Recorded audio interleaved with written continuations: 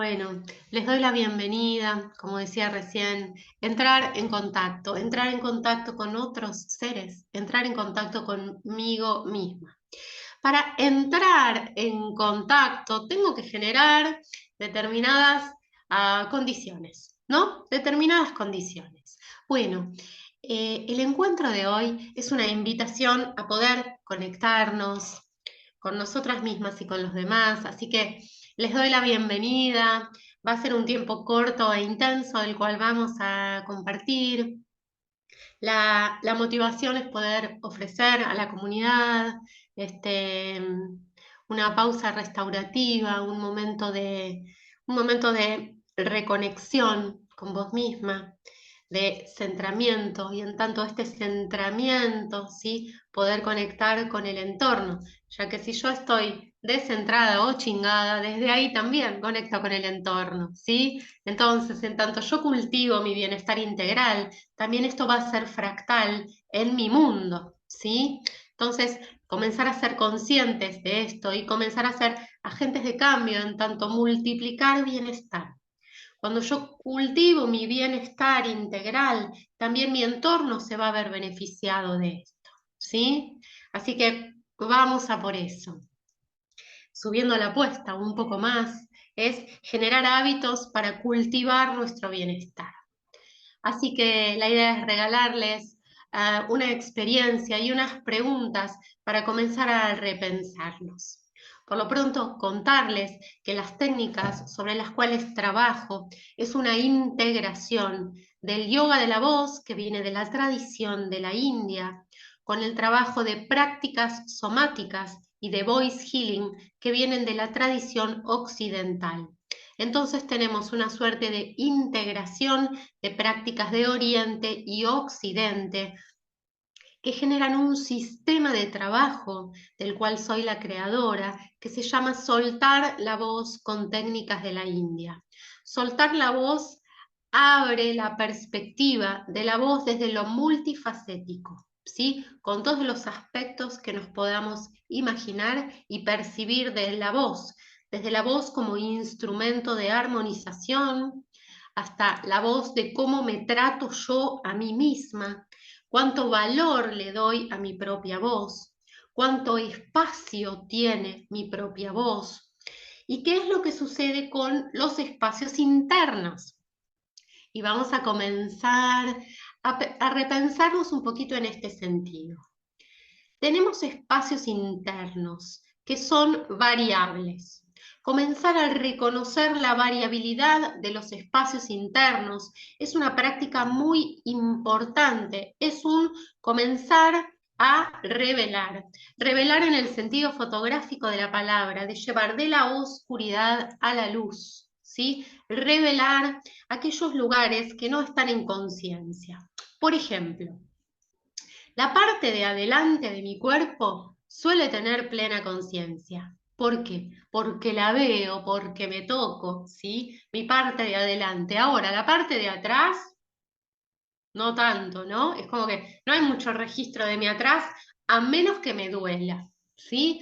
No hay mucho registro de mi parte baja, por ejemplo, de las tensiones del suelo pélvico.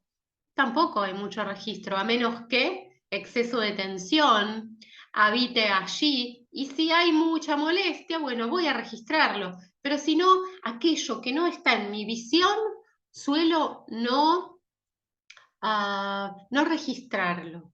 Entonces, la espacialidad interna no se ve.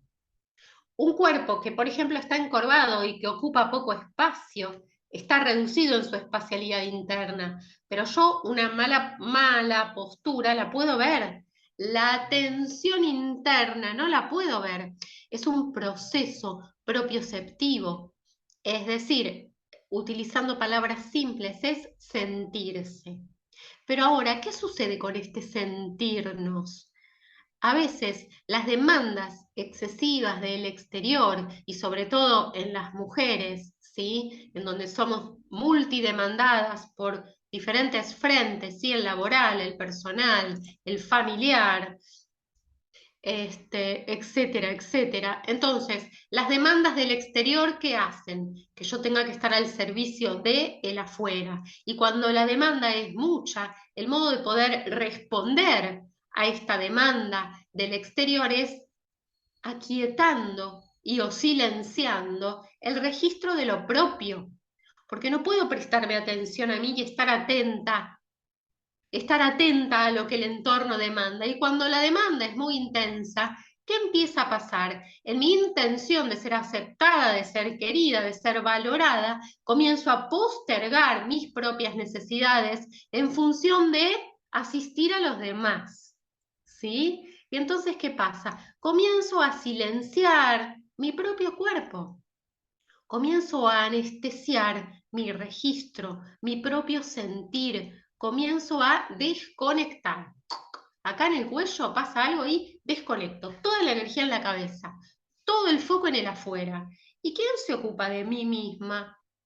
Digo, ¿quién puede ofrecerte la calidad de la autoasistencia que vos necesitas? Vos misma. ¿Sí? Y para esto tenemos que reconocer la importancia que tiene autoasistirnos, darnos lo que necesitamos. Pero para poder darme lo que necesito, que otro modo de decirlo es entrar en la escucha de la propia voz. Y no me refiero a una propia voz auditiva, sino me refiero a la voz de todo mi cuerpo, ¿sí? A mis voces internas que tienen la autoridad para poder manifestar aquello que es necesario para mi ser. Para poder entrar en esta escucha, ¿sí? Necesito poder generar el espacio, ¿sí? Porque si todo está atibarrado, imaginemos una agenda en donde hay una actividad detrás de la otra, todo apretado, ¿no? Ya de pensarlo, la respiración se vuelve corta, ¿sí? Si está todo apretado, ¿qué puede pasar en un contexto agenda todo apretado? Un inconveniente, ¿sí?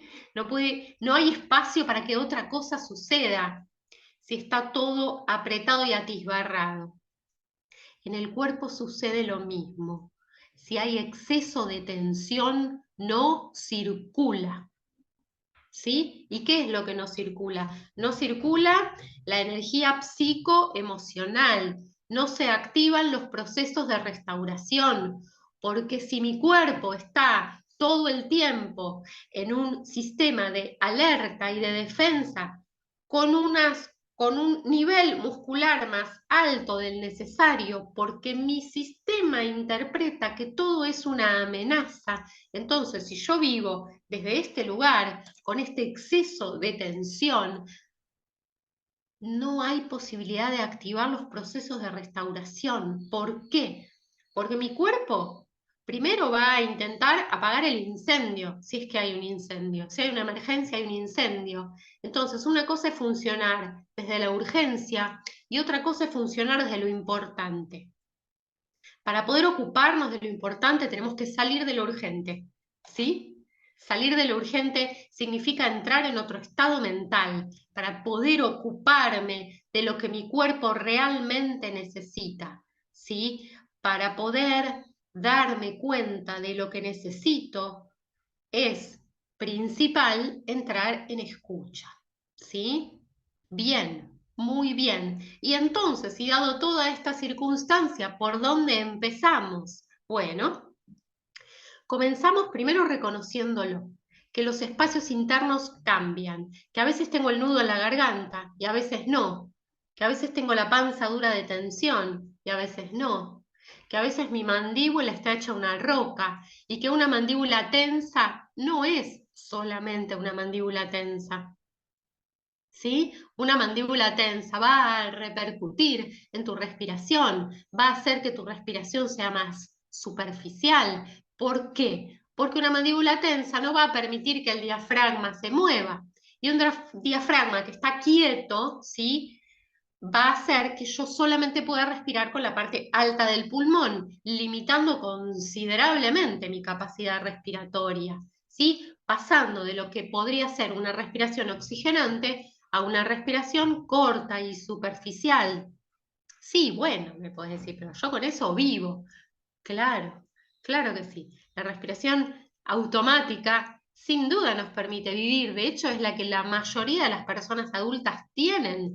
Pero una cosa es vivir y otra cosa es oxigenar adecuadamente el cuerpo, la mente y las células.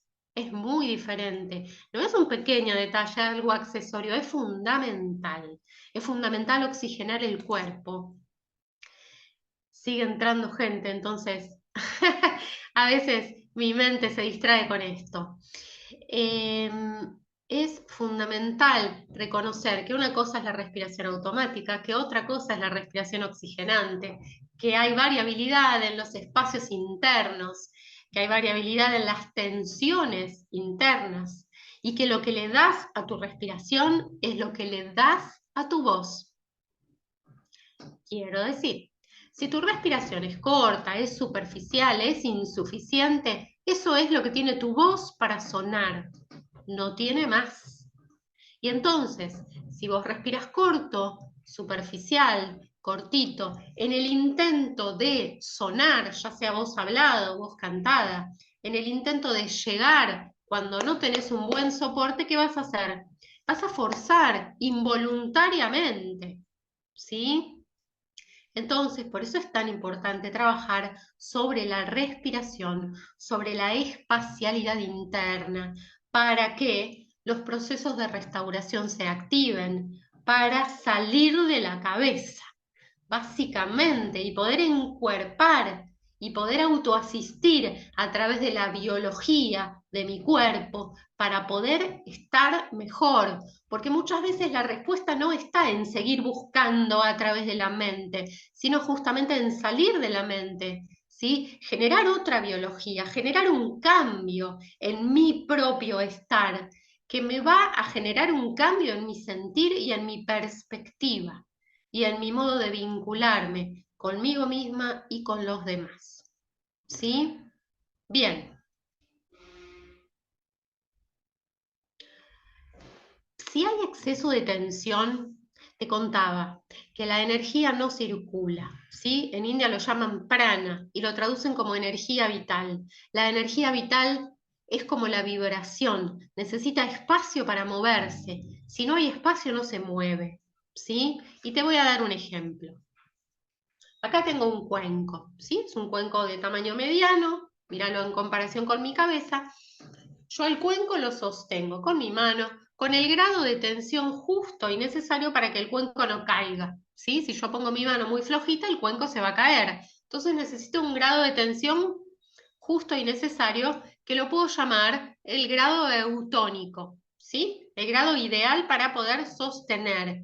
El cuerpo eutónico es aquel cuerpo que tiene el grado de tensión justo y necesario para entrar en determinada experiencia, sobre todo de conexión y de expansión creativa.